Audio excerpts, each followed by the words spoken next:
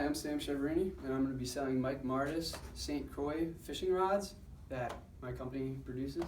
And he owns his own business called Surf City Bait and Tackle, located in central New Jersey. Come on in, Mike. Nice to finally meet you in person. How you doing today? So, what's new lately? Anything good? I mean, we got the spring season starting up real soon, so. Yeah, well, you know, the fishing industry, there's pretty much something going on all the time, so. Yeah, definitely. But things in the shop been a little bit up and down, but you know. A little bit up and down. I'm sorry to hear that, Mike. I wish you said it was all ups, but Yeah, you know, I mean, let's hope it could be that way. yeah, that's, you know, business can be tough sometimes. You know, it's an unpredictable industry sometimes. It can be, yeah. So, I want to hear a little bit more about your fishing history, Mike. How did you decide to get into the industry and create your own retail location? Yeah, absolutely. So I grew up in this area on the lake, and so I grew up freshwater fishing. Always had a big passion for that. And then I discovered saltwater fishing, going out to the ocean with my father, and I really fell in love with that. So someone say, you know, do what you love and you'll never work a day in your life. Yeah. And so I figured I might as well put the knowledge that I have in this industry to try and make me some money. Yeah. And so that's when I opened up Surf City Bait and Tackle back in 2007, and I've been doing that ever since. Awesome. Yeah, definitely.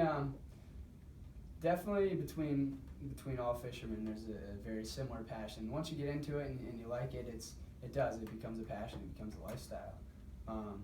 You know, and I'll probably fish till I die. Absolutely. You know.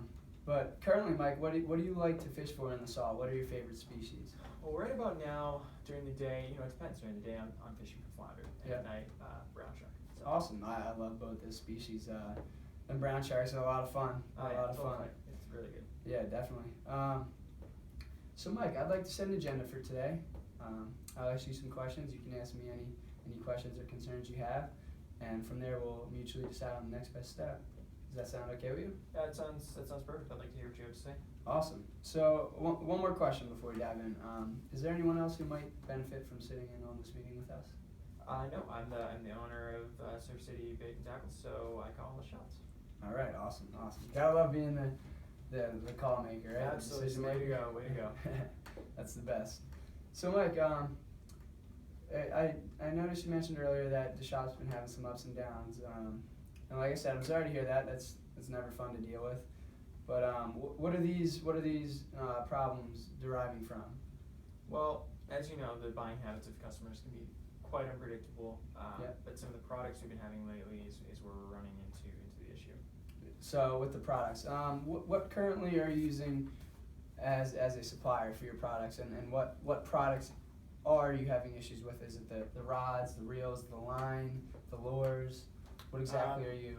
Well, we're essentially a full service shop, so we sell live bait, tackle, rods, everything. Yeah, we got it all. But the thing we're having the concern with now is the rods. We carry Tikka and Tsunami rods. Yep. Okay, so yeah, I've heard of Tikka and Tsunami. They're actually some really good products. They're pretty affordable too, which is awesome. But so with these rods, what are the issues or the customers are having? Why are they complaining? What's going on with these rods? Well, Sam, as you said, you know, they are affordable, so they're a really good fit for my company as far as profit from me goes. But and their history has been pretty good. But recently, we've been getting some durability issues, especially with the Tikka and Tsunami rods. Those two products in specific, we've had their lifespan is shorter than we've said it's supposed to be, which reflects badly on us.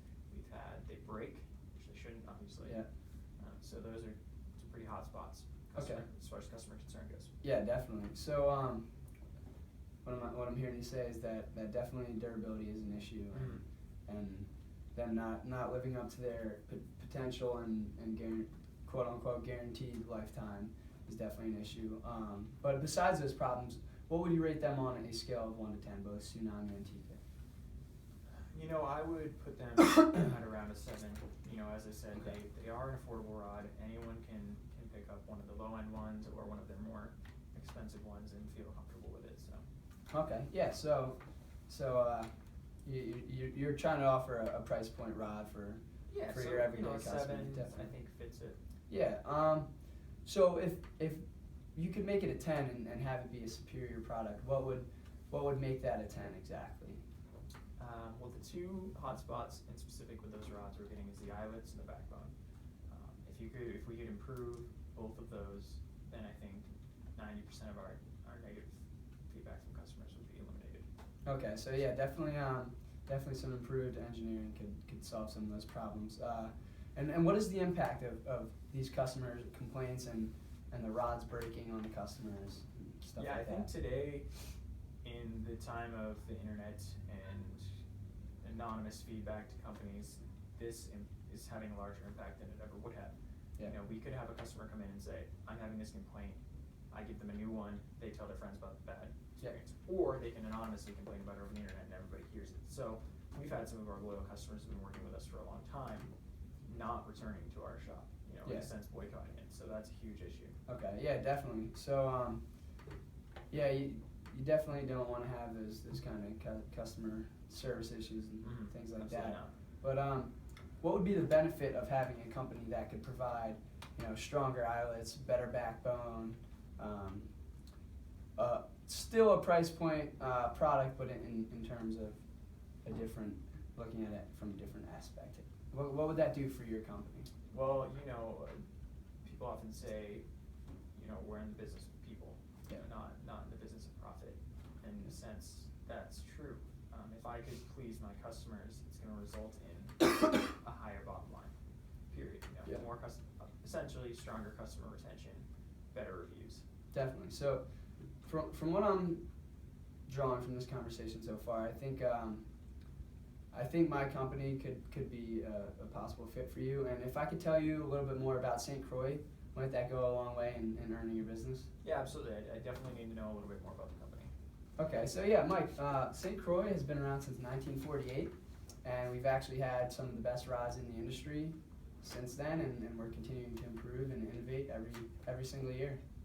So I didn't know you guys have been around for that long, actually. Yeah, it's been a long ride, but we've been prospering, and we've been acquiring new engineers year by year, and coming out with new innovations and stuff like that are really up in the products. Yeah, I do know that they're a very well-known company, do have a really good reputation, but I'm kind of concerned, are my customers, myself, just going to be paying for the name of the product?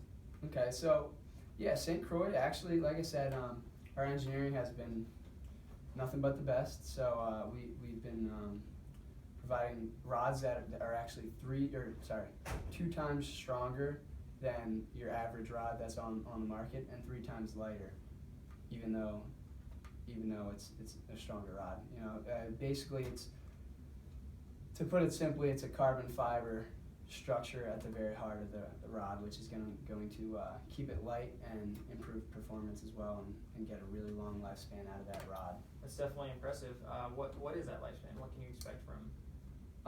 About 20 years on those, so it's typically more than your average rod. Yeah, that's impressive. We guarantee, through the manufacturer, guarantee a 5-year lifespan on our rods, so that's 4 times as long. Yeah, sounds about right. So Mike, what I've drawn from this conversation, I think we might be a good fit for each other. But what's more important is hearing what you think. What are some questions or thoughts that you still might have? Yeah. Well, my primary concern is, how am I going to justify to my customers, essentially sell me a product that's 2-3 times more expensive? Yeah. How can I justify that to my customer? Yeah, so to keep it nice and easy, I don't like making things confusing. St. Croix carries our rods that our average rod sells for about $280, and your average Tikka and Tsunami rod you can expect to be at about $80. That's right. And with them lasting 5 years, if you want to have those products for 20 years, you're looking at about $320 for 20 years of those rods. So essentially, you're going to have a $40 savings over 20 years, and you're still going to have top quality product for those 20 years, as opposed to the lower end Tikka and Tsunamis. That's a really good way. I've never thought about it that way. So essentially, my customers are paying $14 a year to maintain their rod versus $16 a year. Yeah, exactly. So Does that alleviate any of your concerns? Yeah, I mean, that really regarding changes my price? perspective completely, and I think that's a good selling point. I might be able to drive that home to some customers. Awesome. So Mike, I think today went pretty well, and I enjoyed speaking with you. And I'd like to go back, draft a proposal for you, and have a meeting next Wednesday at 5 for a follow-up. How's that sound? Yeah, I'd love to hear you. How's 4 sound? 4? 4 is great. Let's do it. Thank you, Sam. Thanks, Mike. See you soon.